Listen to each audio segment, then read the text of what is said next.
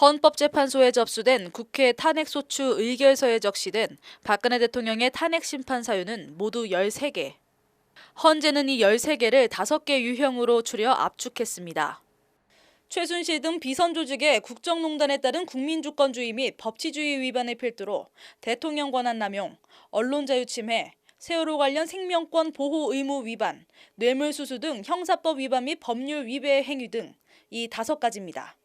하나하나가 말 그대로 엄중하기 그지없습니다. 이를 반영하듯 박한철 전 헌법재판소장이 탄핵소추 의결서가 전달되고 처음 열린 제1차 변론에서 꺼내든 화두도 엄격과 공정이었습니다. 박 당시 헌재 소장은 이 사건이 우리 헌법 질서에서 가지는 엄중한 무게를 깊이 인식하고 있다며 지극히 공정하고 바르다는 뜻의 대공지정의 자세로 엄격하고 공정하게 최선을 다하여 심리할 것이라고 심판에 임하는 자세를 밝혔습니다.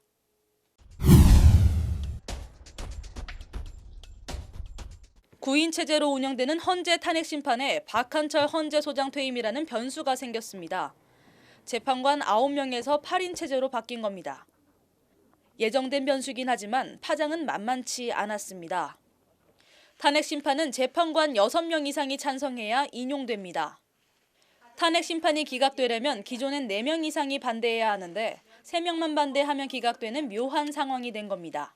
게다가 이정미 헌재 소장 권한대행의 퇴임일은 3월 13일입니다. 심리 진행 상황에 따라 자칫 재판관 7명이 탄핵 심판 여부를 결정해야 하는 상황이 올 수도 있다는 얘기입니다. 대통령 측과 국회 측 모두 심판 결정일에 촉각을 곤두세울 수밖에 없는 상황입니다. 이에 대한 헌재의 입장은 3월 13일 이전엔 기각이냐 인용이냐 결정을 내려야 한다는 것. 박 당시 헌재 소장은 퇴임 전 자신이 주관한 마지막 탄핵 심판 변론에서 심판 정족수를 가까스로 충족하는 7명의 재판관만으로 심리를 해야 하는 상황까지도 발생할 수 있다는 점에서 심각한 우려를 금할 수 없다며 늦어도 3월 13일까지는 이 사건의 최종 결정이 선고되어야 할 것이라는 입장을 공개적으로 밝힙니다. 탄핵 심판의 정당성 훼손을 우려한 원론적 발언이지만 대통령 측으로부터 두고두고 심판의 공정성을 공격당하는 빌미가 됩니다.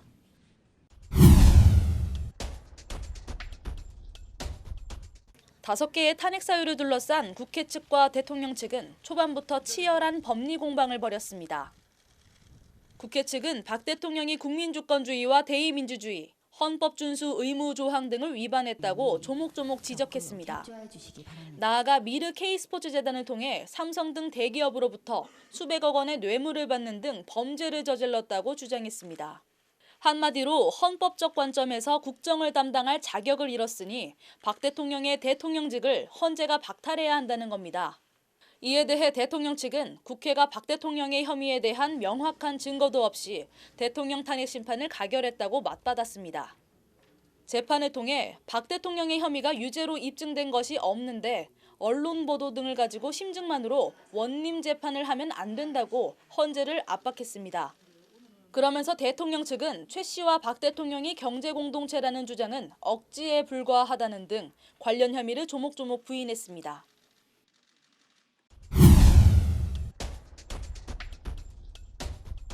(2월 17일) 이재용 삼성전자 부회장이 구속됩니다.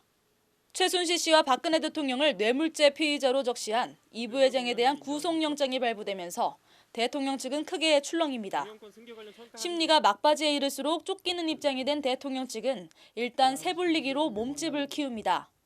처음 9명으로 시작했던 대통령 대리인단은 이동흡 전 헌법재판관, 정기승 전 대법관, 대한변협회장 출신인 김평우 변호사 등이 합류하면서 18명으로 늘어납니다. 대응도 탄핵 심판 일정을 최대한 늦추는 쪽으로 집중합니다. 부르기로 한 증인을 또 부르거나 무더기로 새로 증인 신청을 하거나 수천 개에 이르는 고형태 녹취 파일을 모두 들어봐야 한다거나 하는 식입니다. 어떡하든 3월 13일 이정미 소장 권한대행이 퇴임한 뒤인 7인 재판관 체제에서 결정을 받겠다는 계산입니다.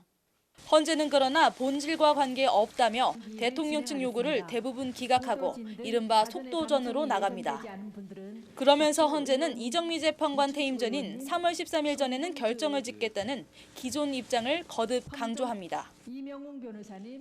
만에 하나 3월 13일 이전에 이 탄핵 심판이 종료되기를 원하고 있고 그렇게 될 것으로 예상하고 있지만은 또 세상에 일어난 건 또 알 수가 없는 것이기 때문에. 어느 순간 판은 국회 측과 대통령 측의 다툼이 아닌 마치 헌재와 대통령 측의 대결 같은 모양새로 바뀝니다. 이 과정에서 대통령 대리인단은 헌재 대신 판정에서 태극기를 펼치는 등 돌출 행동과 기행을 벌이기 시작합니다. 앞건은 22일 제16차 변론입니다.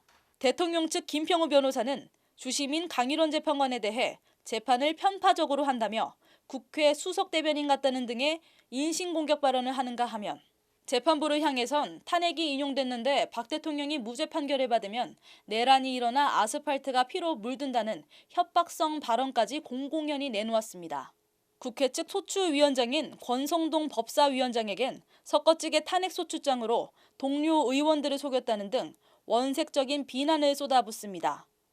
그만큼 신경전이 극에 달했다는 반증이지만 대한변협은 도가 지나쳤다고 판단하고 전임 회장을 지낸 김평우 변호사에 대한 징계 절차에 착수할 방침입니다. 16차 변론이 열리는 동안 36명의 증인이 채택됐고 이 가운데 26명이 실제 헌재에 나와 신문을 받았습니다. 고 노무현 전 대통령 탄핵 심판 당시엔 4명의 증인이 채택돼 3명이 증언한 것과 비교하면 8배가 넘는 수치입니다. 쉼없이 달려온 지난 78일. 일단 지난 22일 16차 변론을 끝으로 증인 신문은 모두 끝났습니다. 헌재는 대통령 측에 26일까지는 대통령 출석 여부를 확정해 통보해 줄 것을 주문했고 박 대통령 출석 여부에 관계없이 27일 최종 변론을 열어 이날 변론을 종료할 방침입니다. 이후 2주가량 재판관 평의를 열어 기각이냐 인용이냐 여부를 결정하게 됩니다. 이정미 소장 권한대행의 퇴임일이 3월 13일인 점을 감안하면 선고는 3월 10일 또는 3월 13일 오전이 될 것으로 보입니다. 다만 박근혜 대통령이 헌재의 탄핵 심판 결정 전에 스스로 하야할 가능성은 여전히 남아있는 상태입니다. 대통령 출석 여부라는 변수가 있긴 하지만 절차상 이제 남은 건 27일 최종 변론과 재판관 회의 그리고 선고입니다. 대통령 탄핵 심판 기각이냐 인용이냐 헌재가 어떤 결정을 내리든 대한민국은 헌재의 판단에 따라 다시 한번 엄청난 경랑을 맞게 될 것으로 보입니다. 법률방송 뉴스 김소희입니다.